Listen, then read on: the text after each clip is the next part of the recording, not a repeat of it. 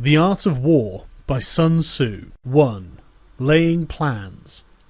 Sun Tzu said, "The art of war is of vital importance to the state. It is a matter of life and death, a road to either safety or to ruin. Hence it is a subject of inquiry which can on no account be neglected. The art of war, then, is governed by 5 constant factors, to be taken into account in one's deliberations when seeking to determine the conditions obtaining in the field. These are 1. The moral law, 2. Heaven, 3. Earth, 4. The commander, 5. Method and discipline. The moral law causes people to be in complete accord with their ruler, so that they will follow him regardless of their lives, undismayed by any danger. Heaven signifies night and day, cold and heat, times and seasons. Earth comprises distances great and small, danger and security, open ground and narrow passes, and the chances of life and death. The commander stands for the virtues of wisdom, sincerity, benevolence, courage and strictness. By method and discipline are to be understood the marshalling of the army in its proper subdivisions, the graduations of rank among the officers, the maintenance of roads by which supplies may reach the army, and the control of military expenditure. These 5 heads should be familiar to every general. He who knows them will be victorious. He who knows them not will fail. Therefore, in your deliberations, when seeking to determine the military conditions, let them be made the basis of a comparison, in this wise: which of the 2 sovereigns is imbued with the moral law? Which of the 2 generals has the most ability? With whom lies the advantages derived from heaven and earth? On which side is discipline most rigorously enforced? Which army is stronger? On which side are officers and men more highly trained? In which army is there the greater constancy in both reward and punishment? The general that hearkens to my counsel and acts upon it will conquer. Let such a one be retained in command. The general that hearkens not to my counsel, nor acts upon it, will suffer defeat. Let such a one be dismissed. While heading the profit of my counsel, avail yourself also of any helpful circumstances over and beyond the ordinary rules. According as circumstances are favourable, one should modify one's plans. All warfare is based on deception. Hence, when able to attack, we must seem unable. When using our forces, we must seem inactive. When we are near, we must make the enemy believe that we are far away, and when far away, we must make him believe that we are near. Hold out baits to entice the enemy, feign disorder, and crush him. If he is secure at all points, be prepared for him. If he is superior in strength, evade him. If your opponent is of choleric temper, seek to irritate him. Pretend to be weak, that he may grow arrogant. If he is taking his ease, give him no rest. If his forces are united, separate them. Attack him where he is unprepared, appear where you are not expected. These military devices, leading to victory, must not be divulged beforehand. Now the general who wins a battle makes many calculations in his temple ere the battle is fought. The general who loses a battle makes but few calculations beforehand. Thus do many calculations lead to victory, and few calculations lead to defeat. How much more no calculation at all? It is by attention to this point that I can foresee who is likely to win or lose. 2. Waging war. Sun Tzu said, "In the operations of war, where there are in the field 1,000 swift chariots, as many heavy chariots, and 100,000 mail-clad soldiers, with provisions enough to carry them 1,000 li, the expenditure at home and at the front, including entertainment of guests, small items such as glue and paint, and sums spent on chariots and armour, will reach the total of 1,000 ounces of silver per day. Such is the cost of raising an army of 100,000 men. When you engage in actual fighting, if victory is long in coming, then men's weapons will grow dull and their ardour will be dampened. If you lay siege to a town, you will exhaust your strength.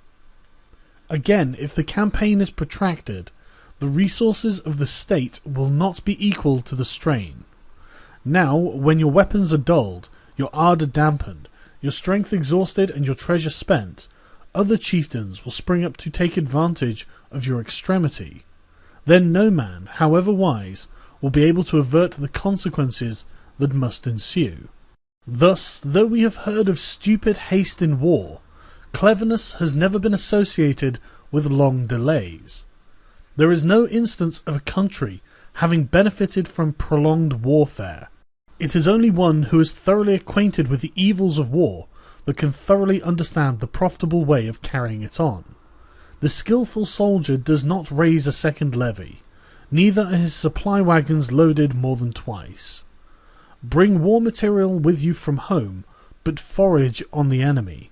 Thus the army will have food enough for its needs. Poverty of the state exchequer causes an army to be maintained by contributions from a distance. Contributing to maintain an army at a distance causes the people to be impoverished.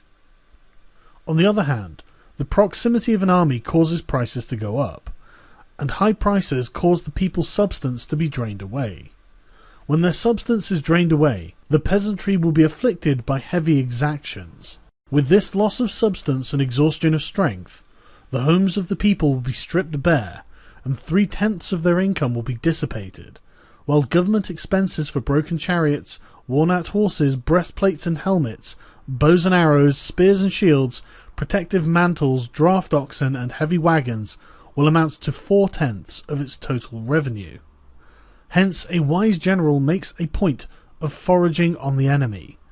1 cartload of the enemy's provisions is equivalent to 20 of one's own, and likewise a single picul of his provender is equivalent to 20 from one's own store. Now, in order to kill the enemy, our men must be roused to anger. That there may be advantage from defeating the enemy, they must have their rewards. Therefore, in chariot fighting, when 10 or more chariots have been taken, those should be rewarded who took the first. Our own flags should be substituted for those of the enemy, and the chariots mingled and used in conjunction with ours. The captured soldiers should be treated kindly and kept. This is called using the conquered foe to augment one's own strength. In war, then, let your great object be victory, not lengthy campaigns. Thus it may be known that the leader of armies is the arbiter of the people's fate, the man on whom it depends whether the nation shall be in peace or in peril. 3. Attack by stratagem. Sun Tzu said, "In the practical art of war, the best thing of all is to take the enemy's country whole and intact. To shatter and destroy it is not so good. So too, it is better to recapture an army entire than to destroy it, to capture a regiment, a detachment, or a company entire than to destroy them. Hence, to fight and conquer in all of your battles is not supreme excellence. Supreme excellence consists in breaking the enemy's resistance without fighting. Thus, the highest form of generalship is to balk the enemy's plans. The next best is to prevent the junction of the enemy's forces. The next in order is to attack the enemy's army in the field, and the worst policy of all is to besiege walled cities.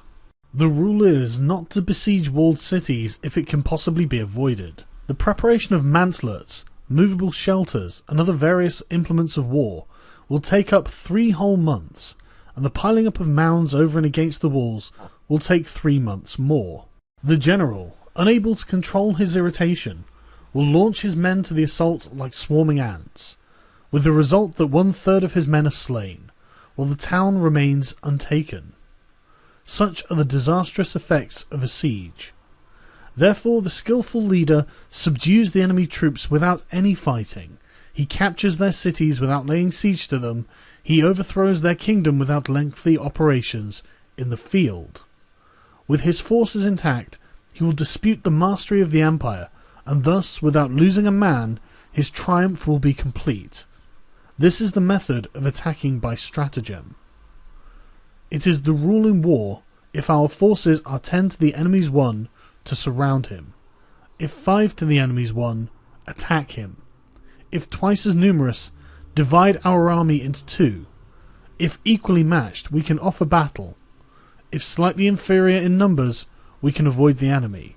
If quite unequal in every way, we can flee from him.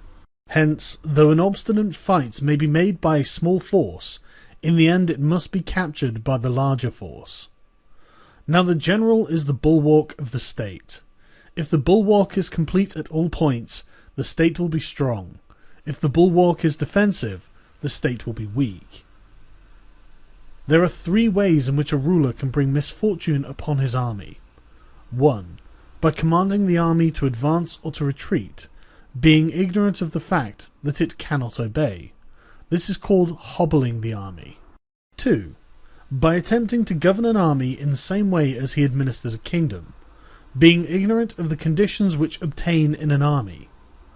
This causes restlessness in the soldiers' minds. 3. By employing the officers of his army without discrimination, through ignorance of the military principle of adaptation to circumstances. This shakes the confidence of the soldiers. But when the army is restless and distrustful, trouble is sure to come from other feudal princes. This is simply bringing anarchy into the army, and flinging victory away. Thus we may know that there are 5 essentials for victory. 1. He will win who knows when to fight and when not to fight. 2. He will win who knows how to handle both superior and inferior forces. 3. He will win whose army is animated by the same spirit throughout all its ranks. 4. He will win who, prepared himself, waits to take the enemy unprepared. 5. He will win who has military capacity and is not interfered with by the sovereign. Hence the saying, if you know the enemy and you know yourself, you need not fear the result of 100 battles. If you know yourself, but not the enemy, for every victory gained you will also suffer a defeat. If you neither know the enemy nor yourself, you will succumb in every battle. 4. Tactical dispositions.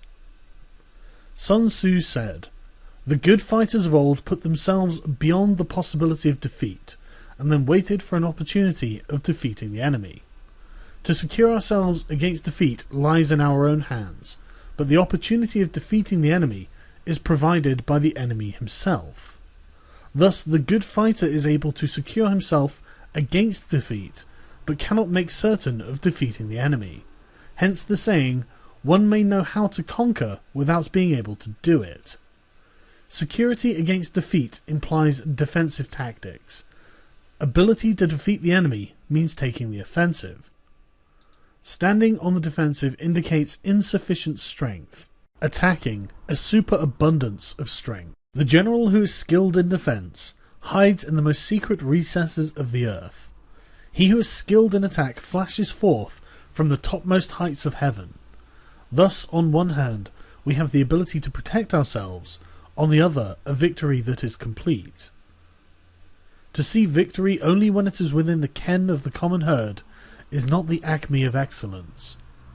Neither is it the acme of excellence when you fight and conquer and the whole empire says, "Well done." To lift an autumn hair is no sign of great strength. To see the sun and moon is no sign of sharp sight. To hear the noise of thunder is no sign of a quick ear. What the ancients called a clever fighter is one who not only wins, but excels in winning with ease. Hence his victories bring him neither reputation for wisdom nor credit for courage. He wins his battles by making no mistakes. Making no mistakes is what establishes the certainty of victory, for it means conquering an enemy that is already defeated. Hence the skillful fighter puts himself into a position which makes defeat seem impossible, and does not miss the moment for defeating the enemy. Thus it is in war that the victorious strategist seeks only battle after the victory has been won, whereas he who is destined to defeat fights first and looks afterwards for victory. The consummate leader cultivates the moral law, and strictly adheres to method and discipline. Thus, it is in his power to control success. In respect of military method, we have firstly, measurement, secondly, estimation of quality, thirdly, calculation, fourthly, balancing of chances, fifthly, victory. Measurement owes its existence to earth, estimation of quality to measurement, calculation to estimation of quality, balancing of chances to calculation, and victory to balancing of chances. A victorious army opposed to a routed one is a pound's weight placed on the scale against a single grain. The onrush of a conquering force is like the bursting of pent-up waters into a chasm 1,000 fathoms deep. 5. Energy. Sun Tzu said, "The control of a large force is the same principle as the control of a few men. It is merely a question of dividing up their numbers." Fighting with a large army under your command is nowise different from fighting with a small one. It is merely a question of instituting signs and signals. To ensure that your whole host may withstand the brunt of an enemy's attack and remain unshaken, this is effected by manoeuvres, direct and indirect. That the impact of your army may be like a grindstone dashed against an egg, this is effected by the science of weak points and strong. In all fighting, the direct method may be used for joining battle, but indirect methods will be needed in order to secure victory. Indirect tactics, efficiently applied, are inexhaustible as heaven and earth, unending as the flow of the rivers and streams. Like the sun and moon, they end but to begin anew. Like the 4 seasons, they pass away to return once more. There are not more than 5 musical notes, yet the combination of these 5 give rise to more melodies than can ever be heard. There are not more than 5 primary colours, blue, yellow, red, white and black, yet in any combination they produce more hues that can never be seen. There are not more than 5 cardinal tastes, sour, acrid, salt, sweet and bitter, yet combinations of them yield more flavours than can ever be tasted. In battle, there are not more than 2 methods of attack, the direct and the indirect, yet these 2 in combination can give rise to an endless series of manoeuvres. The direct and indirect lead on to each other in turn. It is like moving in a circle, you never come to an end. Who can exhaust the possibilities of their combination? The onset of troops is like the rush of a torrent, which will even roll stones along in its course. The quality of decision is like the well-timed swoop of a falcon, which enables it to strike and destroy its victim. Therefore the good fighter will be terrible in his onset and prompt in his decision. Energy may be likened to the bending of a crossbow, decision to the releasing of a trigger. Amid the turmoil and tumult of battle, there may be seeming disorder, and yet no real disorder at all. Amid confusion and chaos, your array may be without head or tail, yet it will be proof against defeat. Simulated disorder postulates perfect discipline. Simulated fear postulates courage. Simulated weakness postulates strength. Hiding order beneath the cloak of disorder is simply a question of subdivision. Concealing courage under a show of timidity presupposes a fund of latent energy. Masking strength with weakness is to be effected by tactical dispositions.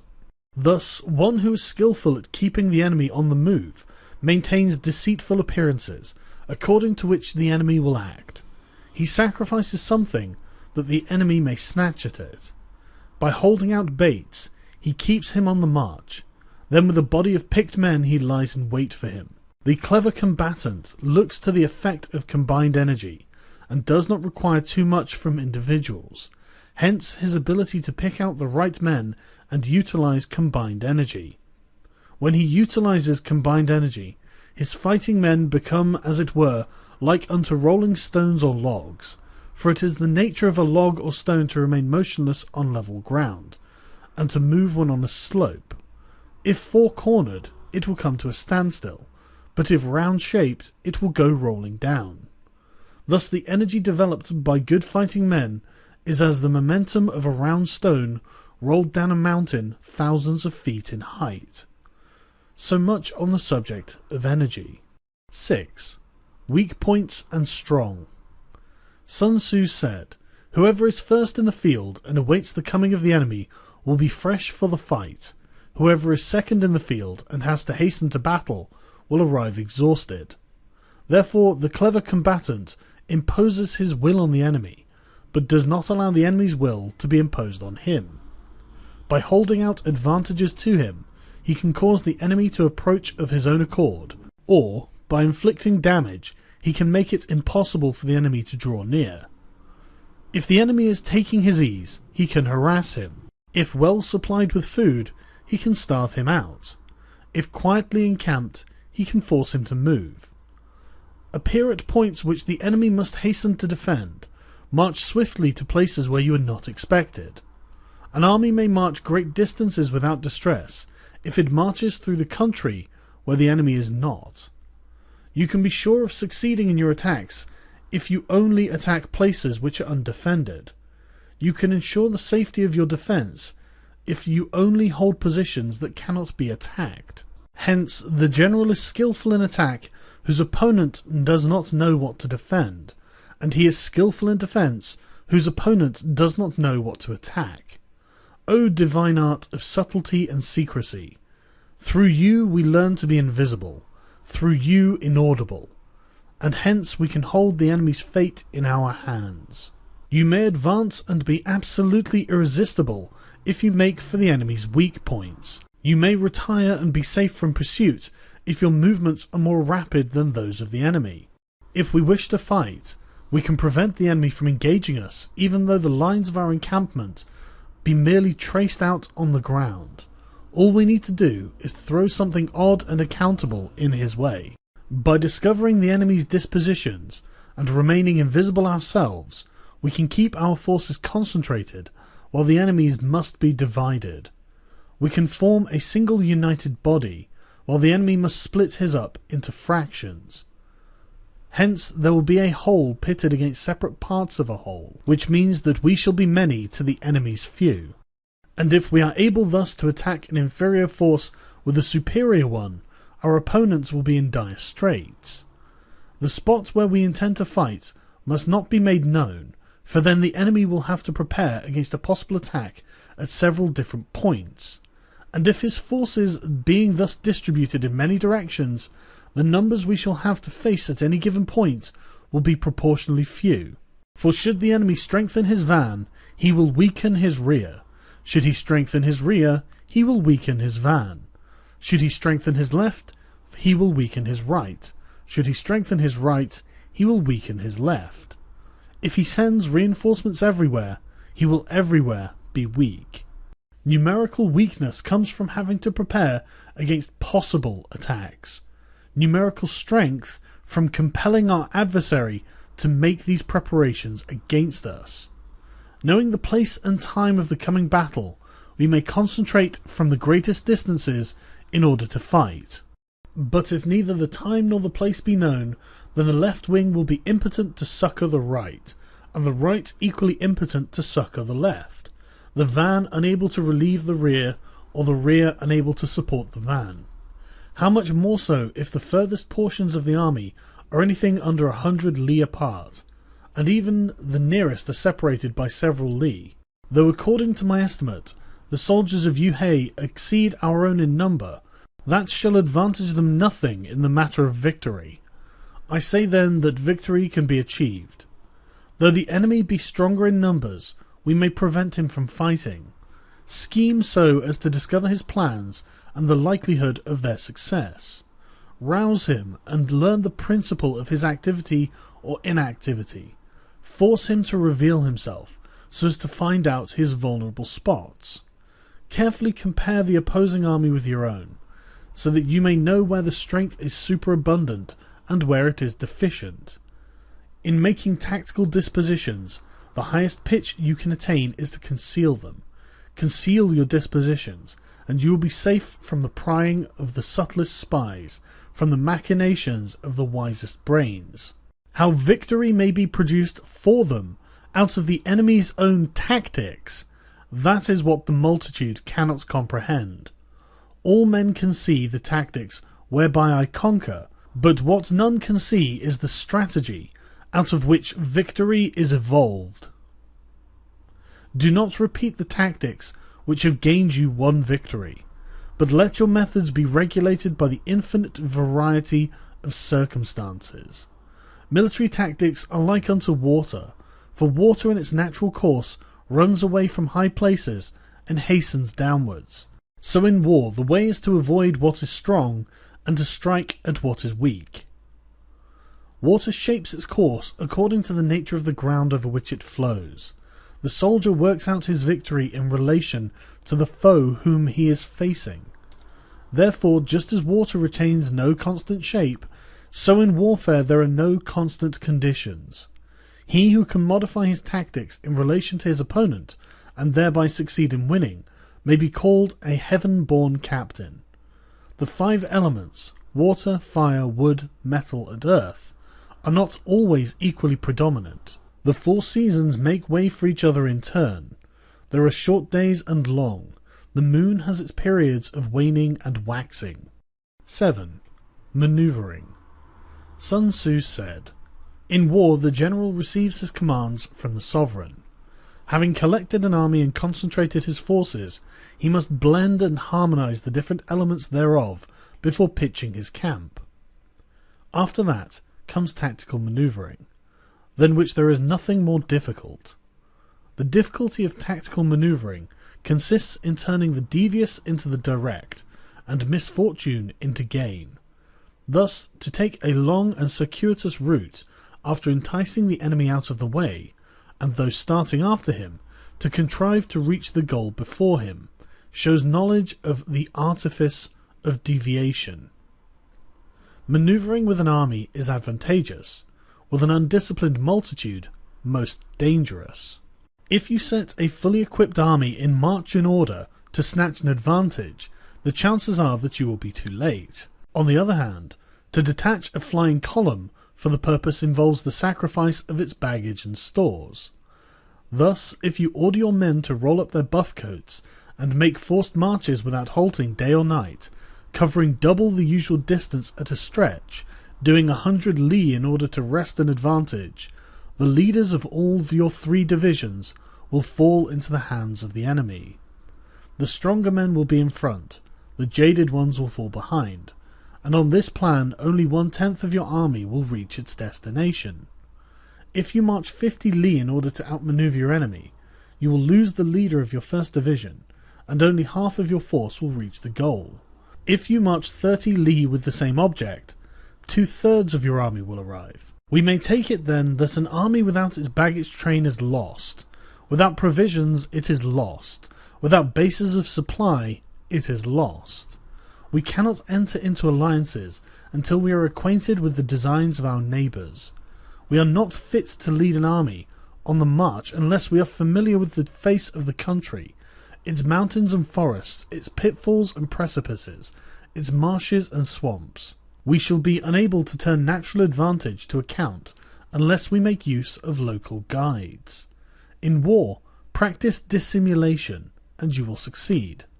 Whether to concentrate or to divide your troops must be decided by circumstances. Let your rapidity be that of the wind, your compactness that of the forest. In raiding and plundering be like fire, is immovability like a mountain. Let your plans be dark and impenetrable as night, and when you move, fall like a thunderbolt. When you plunder a countryside, let the spoil be divided amongst your men. When you capture a new territory, cut it up into allotments for the benefit of the soldiery. Ponder and deliberate before you make a move. He will conquer who has learnt the artifice of deviation. Such is the art of manoeuvring. The Book of Army Management says, "On the field of battle, the spoken word does not carry far enough, hence the institution of gongs and drums. Nor can ordinary objects be seen clearly enough, hence the institution of banners and flags. Gongs and drums, banners and flags are means whereby the eyes and ears of the host may be focused on one particular point. The host thus forming a single united body, it is impossible either for the brave to advance alone or the cowardly to retreat alone. This is the art of handling large masses of men. In night fighting, then, make such use of signal fires and drums, and in fighting by day of flags and banners, as a means of influencing the ears and eyes of your army. A whole army may be robbed of its spirit. A commander-in-chief may be robbed of his presence of mind. Now a soldier's spirit is keenest in the morning. By noonday it has begun to flag, and in the evening his mind is bent only on returning to camp. A clever general, therefore, avoids an army when its spirit is keen, but attacks it when it is sluggish and inclined to return. This is the art of studying moods. Disciplined and calm, to wait the appearance of disorder and hubbub amongst the enemy. This is the art of retaining self-possession. To be near the goal while the enemy is still far from it, to wait at ease while the enemy is toiling and struggling, to be well fed while the enemy is famished. This is the art of husbanding one's strength. To refrain from intercepting an enemy whose banners are in perfect order. To refrain from attacking an army drawn up in calm and confident array. This is the art of studying circumstances. It is a military axiom not to advance uphill against the enemy, nor to oppose him when he comes downhill. Do not pursue an enemy who simulates flight. Do not attack soldiers whose temper is keen. Do not swallow bait offered by the enemy.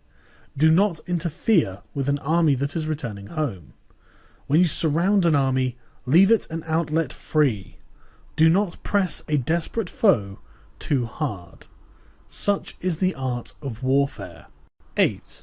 Variation in tactics. Sun Tzu said, "In war, the general receives his commands from the sovereign, and collects his army, and concentrates his forces. When in difficult country, do not encamp.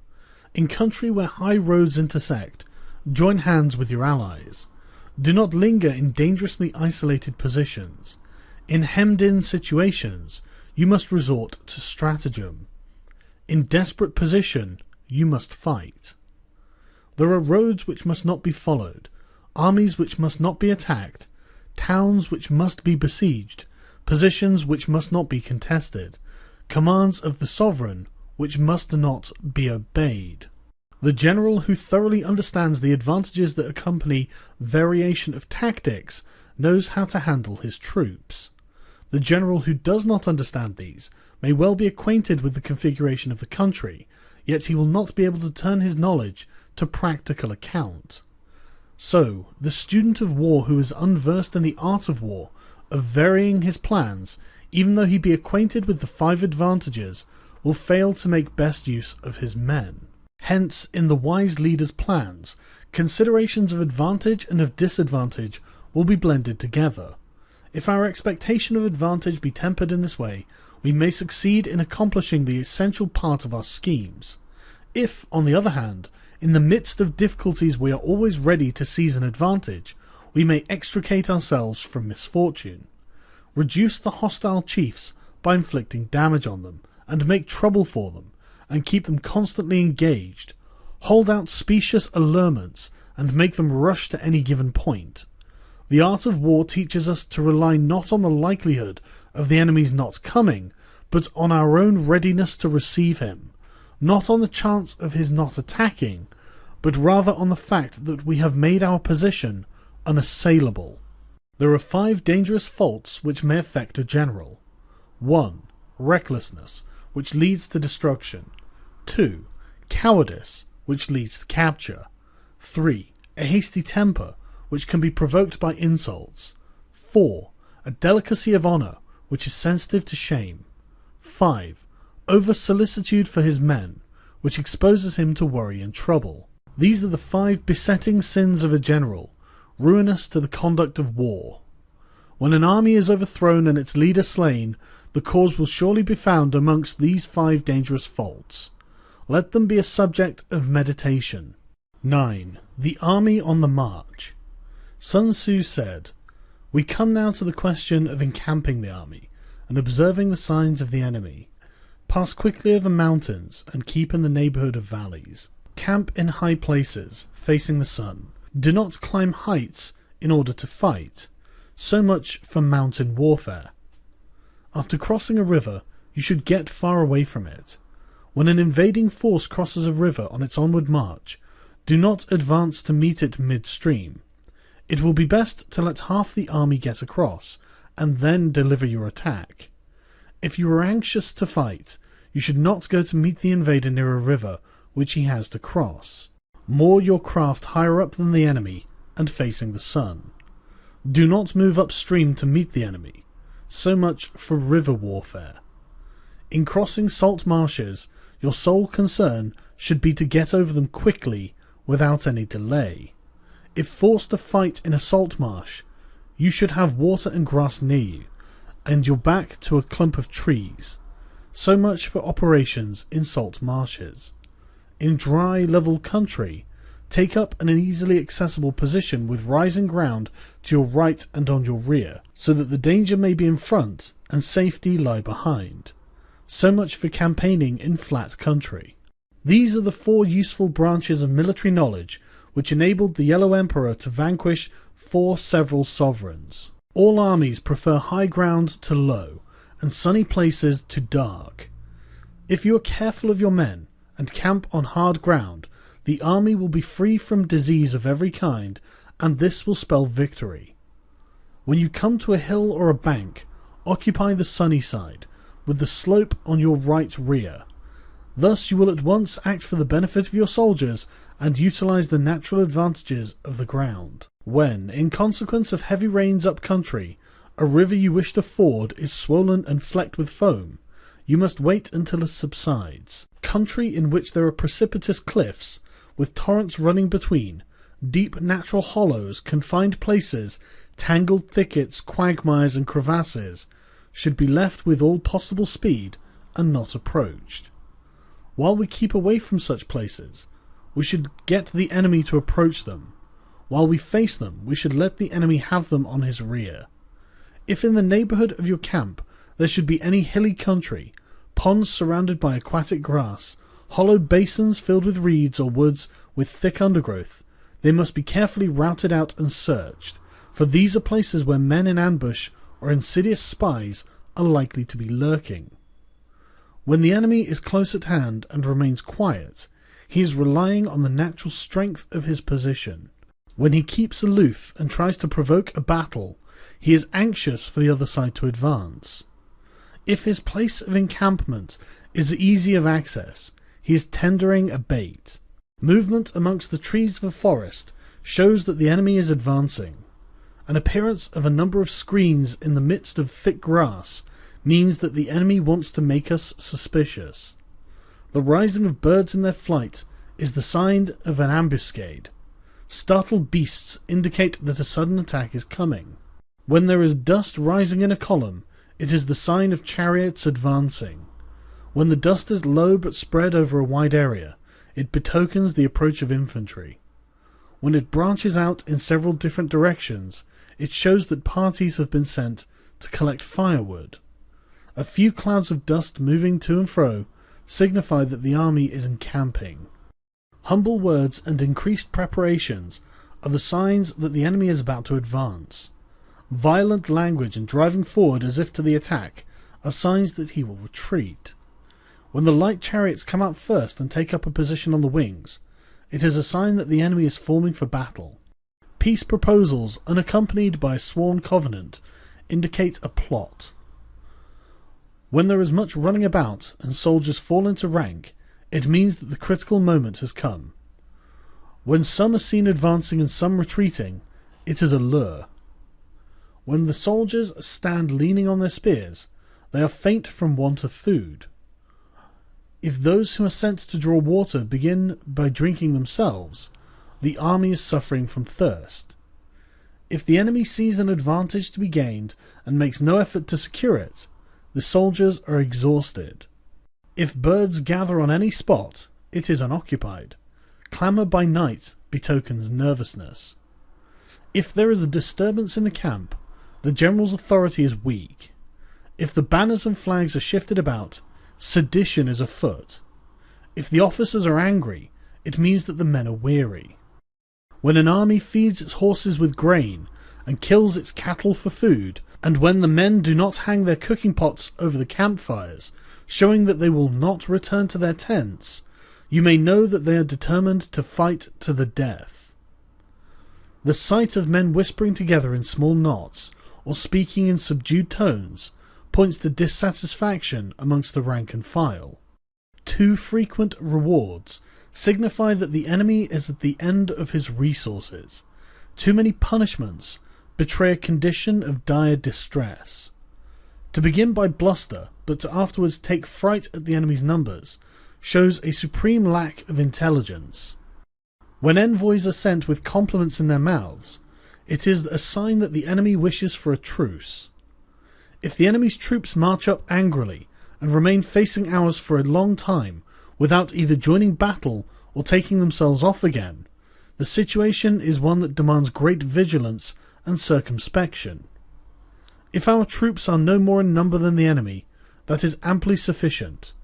It only means that no direct attack can be made. What we can do is simply to concentrate all our available strength, keep a close watch on the enemy, and obtain reinforcements. He who exercises no forethought, but makes light of his opponents, is sure to be captured by them. If soldiers are punished before they have grown attached to you, they will not prove submissive, and unless submissive, then will be practically useless. If, when the soldiers have become attached to you, punishments are not enforced, they will still be useless. Therefore, soldiers must be treated in the first instance with humanity, but kept under control by means of iron discipline. This is a certain road to victory. If in training soldiers' commands are habitually enforced, the army will be well disciplined. If not, its discipline will be bad. If a general shows confidence in his men, but always insists on his orders being obeyed, the gain will be mutual. 10. Terrain. Sun Tzu said, "We may distinguish 6 kinds of terrain, to wit, 1. Accessible ground, 2. Entangling ground, 3. Temporizing ground, 4. Narrow passes, 5. Precipitous heights, 6. Positions at great distance from the enemy. Ground which can be freely traversed by both sides is called accessible. With regard to ground of this nature, be before the enemy in occupying the raised and sunny spots, and carefully guard your line of supplies. Then you will be able to fight with advantage. Ground which can be abandoned but is hard to reoccupy is called entangling. From a position of this sort, if the enemy is unprepared, you may sally forth and defeat him, but if the enemy is prepared for your coming, and you fail to defeat him, then return being impossible, disaster will ensue. When the position is such that neither side will gain by making the first move, it is called temporizing ground. In a position of this sort, even though the enemy should offer us an attractive bait, it will be advisable not to stir forth, but rather to retreat, thus enticing the enemy in his turn. Then, when part of his army has come out, we may deliver our attack with advantage. With regard to narrow passes, if you can occupy them first, let them be strongly garrisoned and await the advent of the enemy. Should the army forestall you in occupying a pass, do not go after him if the pass is fully garrisoned, but only if it is weakly garrisoned. With regard to precipitous heights, if you are beforehand with your adversary, you should occupy the raised and sunny spots and wait for him to come up. If the enemy has occupied them before you, do not follow him, but retreat and try to entice him away. If you are situated at a great distance from the enemy, and the strength of the two armies is equal, it is not easy to provoke a battle, and the fighting will be to your disadvantage. These are the 6 principles connected with the earth. The general who has attained a responsible post must be careful to study them. Now an army is exposed to 6 several calamities, not arising from natural causes, but from the faults from which the general is responsible. These are 1. Flight, 2. Insubordination, 3. Collapse, 4. Ruin, 5. Disorganization, and 6. Rout. Other conditions being equal, if one force is hurled against another 10 times its size, the result will be the flight of the former. When the common soldiers are too strong and their officers too weak, the result is insubordination. When the officers are too strong and the common soldiers too weak, the result is collapse. When the higher officers are angry and insubordinate, and on meeting the enemy give battle on their own account from a feeling of resentment, before the commander-in-chief can tell whether or no he is in a position to fight, the result is ruin. When the general is weak and without authority, when his orders are not clear and distinct, when there are no fixed duties assigned to officers and men, and the ranks are formed in a slovenly and haphazard manner, the result is utter disorganization.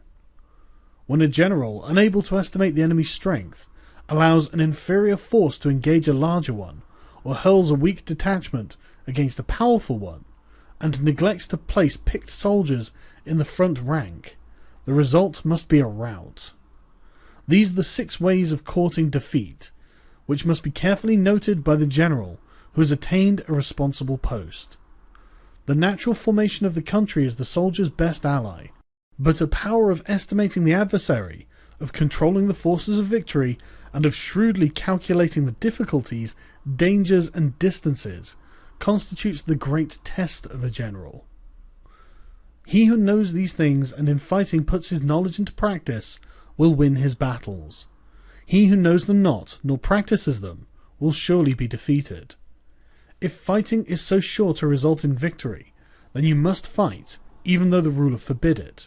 If fighting will not result in victory, then you must not fight, even at the ruler's bidding. The general who advances without coveting fame, and retreats without fearing disgrace, whose only thought is to protect his country and do good service for his sovereign, is the jewel of the kingdom. Regard your soldiers as your children, and they will follow you into the deepest valleys. Look upon them as your own beloved sons, and they will stand by you even unto death. However, if you are indulgent, but unable to make your authority felt, kind-hearted, but unable to enforce your commands, and incapable, moreover, of quelling disorder, then your soldiers must be likened to spoilt children. They are useless for any practical purpose. If we know that our own men are in a condition to attack, but are unaware that the enemy is not open to attack, we have gone only halfway towards victory. If we know that the enemy is open to attack, but are unaware that our own men are not in a condition to attack, we have gone only halfway towards victory. If we know that the enemy is open to attack, and we also know that our men are in a condition to attack, but are unaware that the nature of the ground makes fighting impracticable, we have still only gone halfway towards victory. Hence, the experienced soldier, in one motion, is never bewildered. Once he has broken camp, he is never at a loss. Hence the saying, if you know your enemy, and you know yourself, your victory will not stand in doubt. If you know heaven and you know earth, you may make your victory complete. 11. The 9 situations. Sun Tzu said, the art of war recognizes 9 varieties of ground. 1. Dispersive ground. 2. Facile ground. 3. Contentious ground. 4. Open ground. 5. Ground of intersecting highways. 6. Serious ground.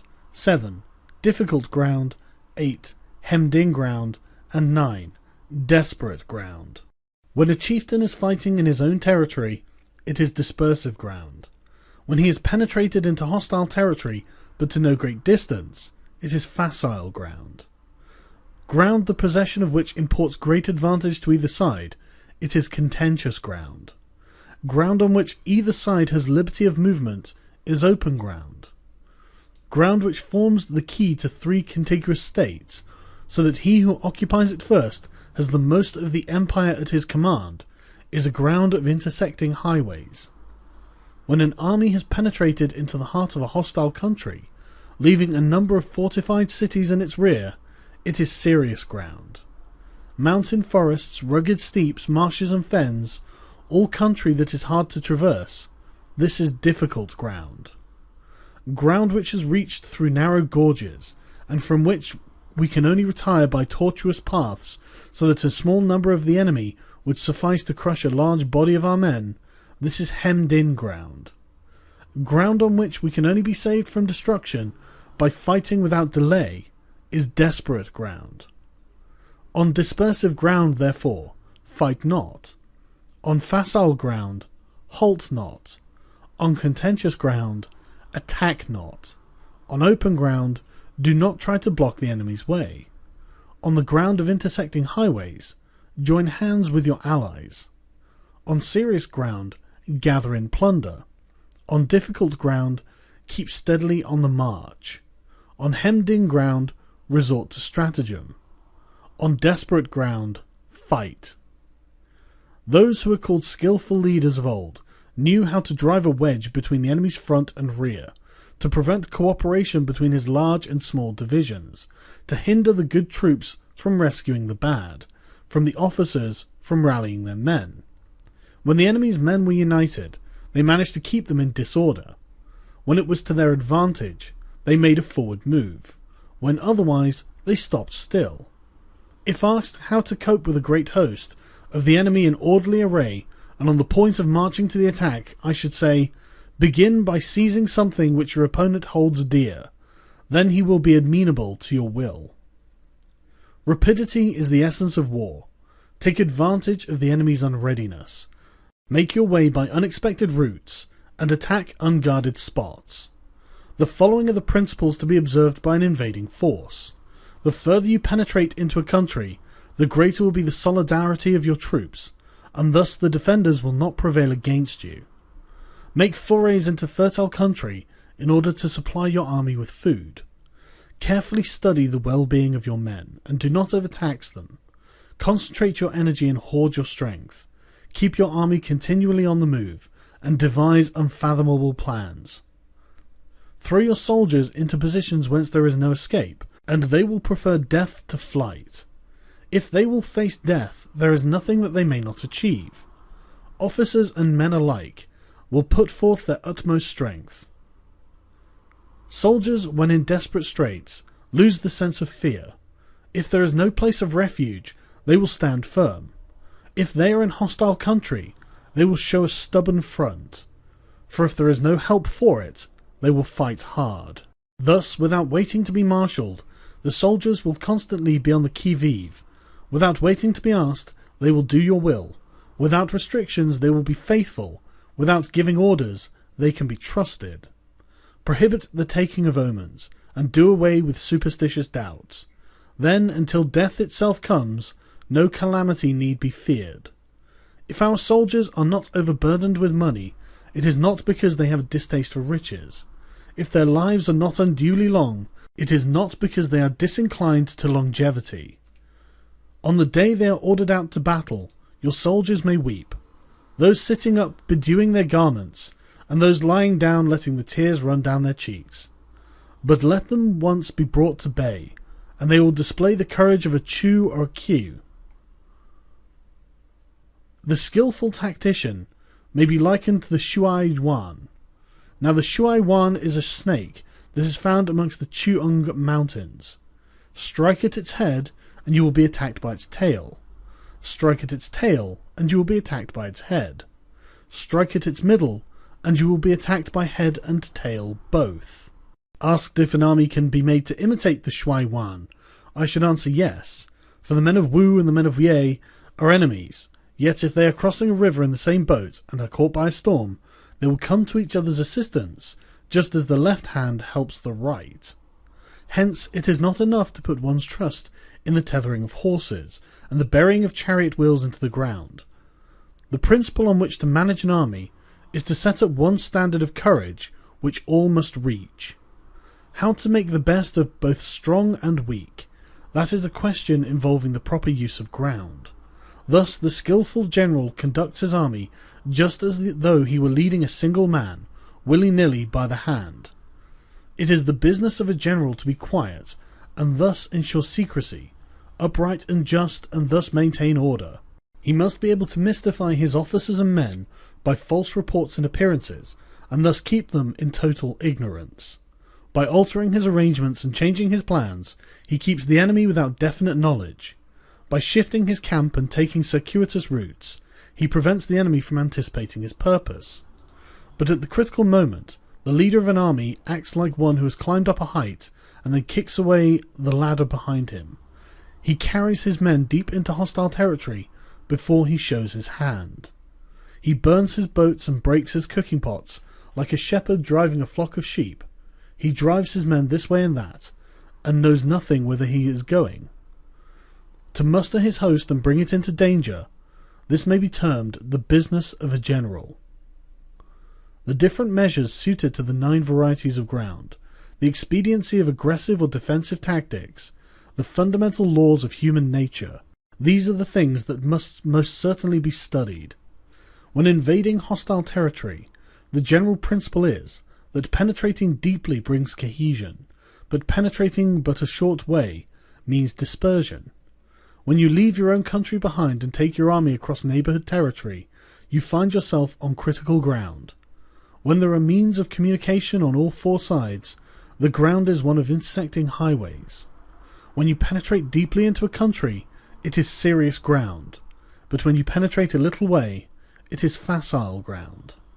When you have the enemy's strongholds on your rear and narrow passes in front, it is hemmed-in ground. Where there is no place of refuge at all, it is desperate ground. Therefore, on dispersive ground, I would inspire my men with unity of purpose. On facile ground, I would see to it that there is close connection between all parts of my army. On contentious ground, I would hurry up my rear. On open ground, I would keep a vigilant eye on my defences. On ground of intersecting highways, I would consolidate my alliances. On serious ground, I would try to ensure a continuous stream of supplies. On difficult ground, I would keep pushing along the road. On hemmed-in ground, I would block any way of retreat. On desperate ground, I would proclaim to my soldiers the hopelessness of saving their lives.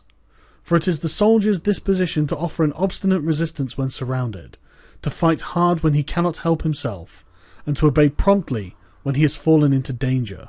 We cannot enter into an alliance with neighbouring princes until we are acquainted with their designs.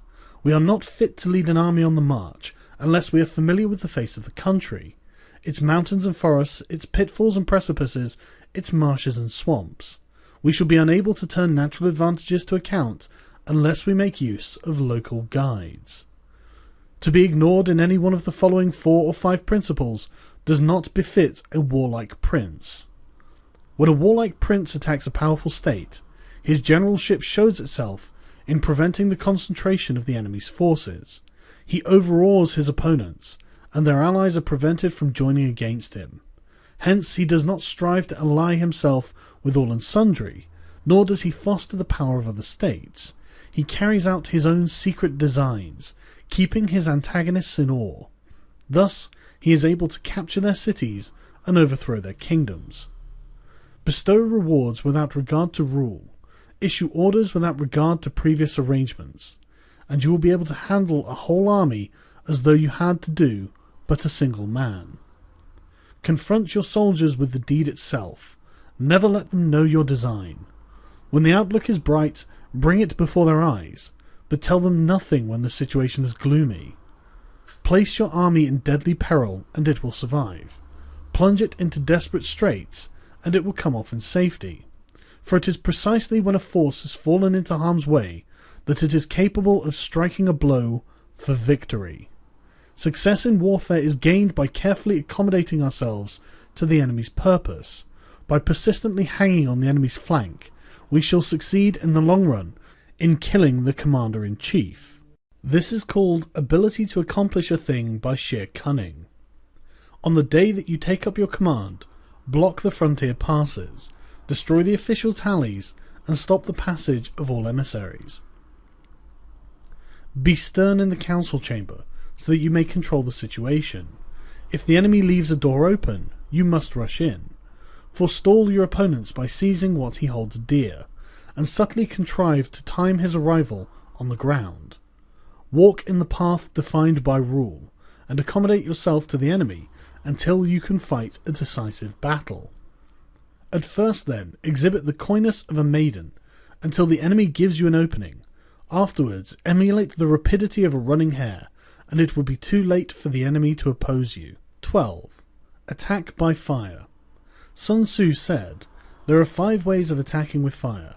The first is to burn soldiers in their camp. The second is to burn stores. The third is to burn baggage trains. The fourth is to burn arsenals and magazines.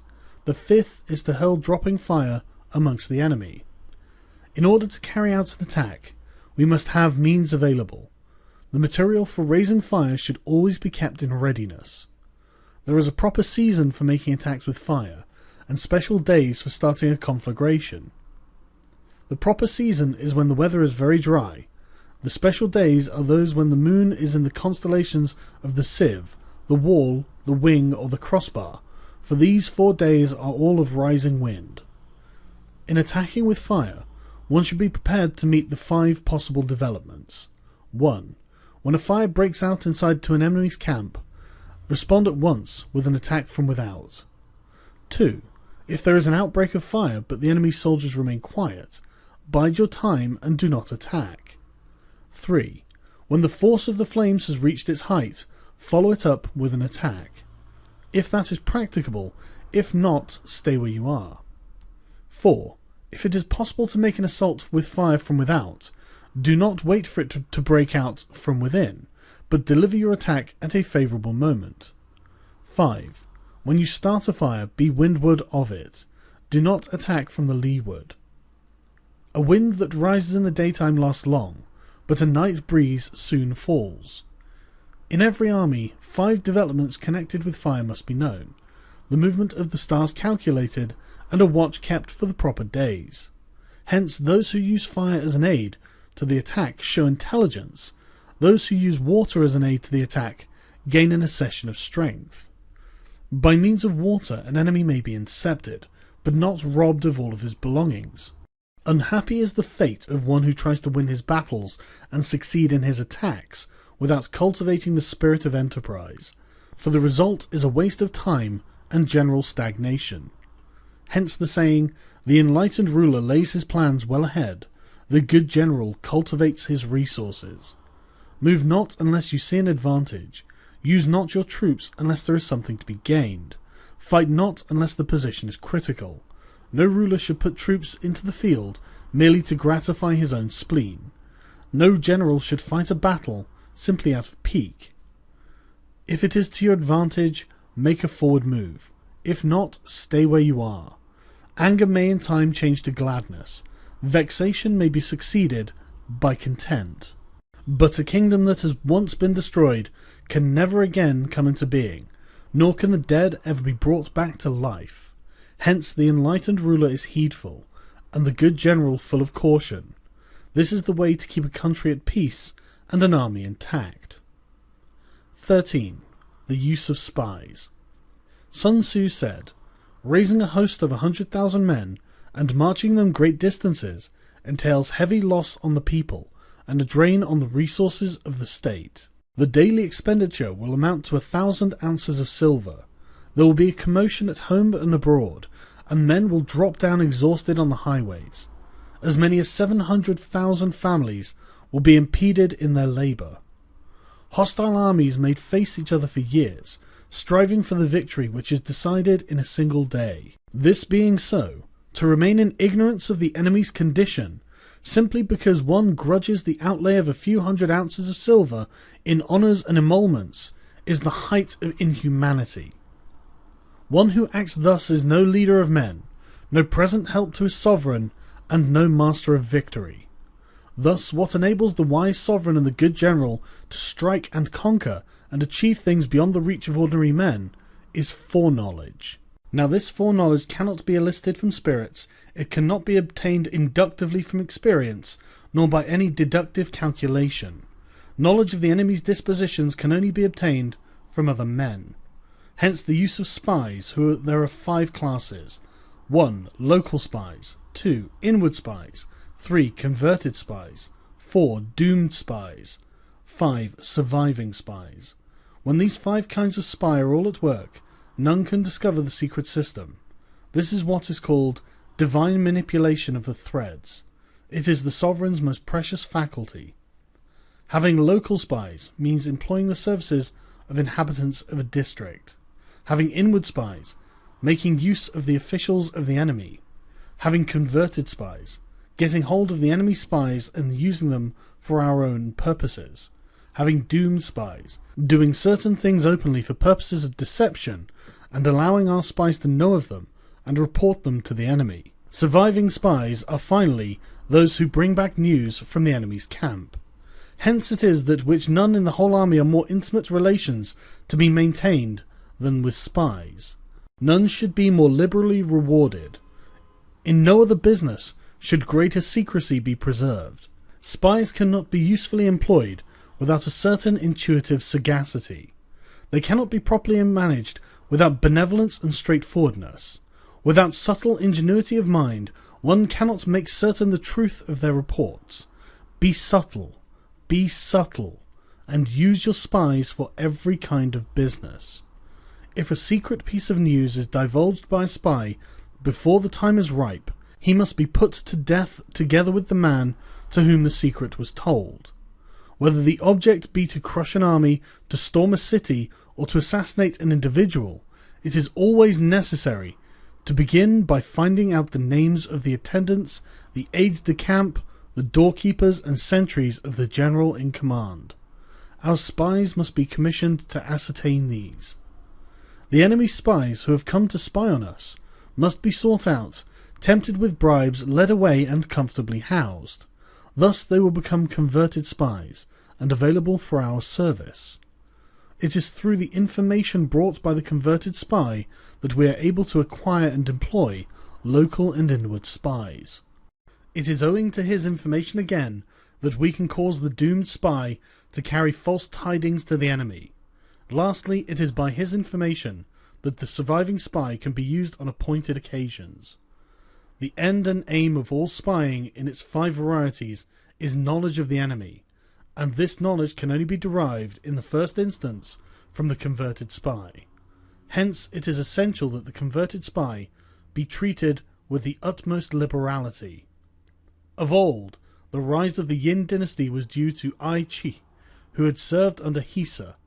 Likewise, the rise of the Chu dynasty was due to Liu Ya, who had served under Yin. Hence, it is only the enlightened ruler and the wise general who will use the highest intelligence of the army for purposes of spying and thereby achieve great results. Spies are a most important element in water, because on them depends an army's ability to move.